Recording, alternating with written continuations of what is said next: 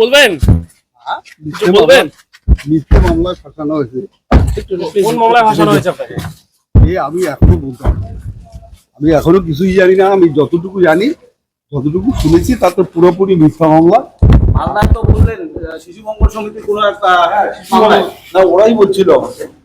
তাতে আমি শিশু মঙ্গল সমিতিতে কোনো দুর্নীতি কখনো হয়নি। করোনা পিরিয়ডে এটা সম্ভব নয়, কেউ করতে পারে।